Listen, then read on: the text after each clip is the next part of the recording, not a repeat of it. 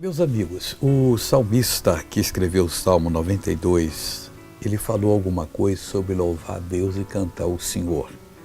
E ele então diz aqui que isso era bom fazer. E se é bom, nós devemos praticar.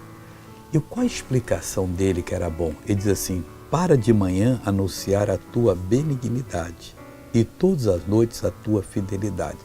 São duas coisas que nós nunca podemos esquecer: a benignidade de Deus, ou seja, a bondade esperançosa dele, ou a esperança bondosa, a respeito da minha vida e da sua. Nós devemos anunciar quem éramos, que somos agora na presença de Deus. E isso de manhã. E à noite, quando vamos dormir, a fidelidade de Deus. Vamos dormir com a fidelidade, sabendo que Ele vai nos guardar, vai nos proteger e vai nos preparar para um dia de trabalho seguinte, um dia de fazermos coisas grandes no reino de Deus e de sermos muito abençoados. Olha, esse salmo merece ser lido, relido e meditado. 92, versículo 1 e 2. Vamos agora ver uma pessoa contar de bênção.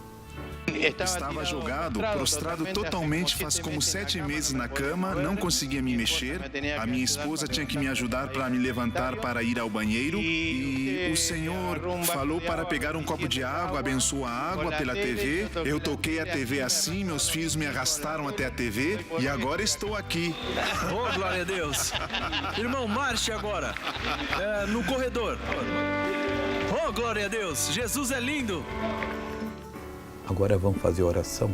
Querido Pai, precisamos, oh meu Deus, louvar o Senhor, cantar louvores ao Teu nome, para de manhã anunciar a Tua benignidade, o plano do bondoso Senhor a nosso respeito, e à noite a Tua fidelidade, o plano bondoso Teu a nosso respeito, Pai, que o Senhor faz, que o Senhor é fiel, o Senhor é benigno, o Senhor é bom.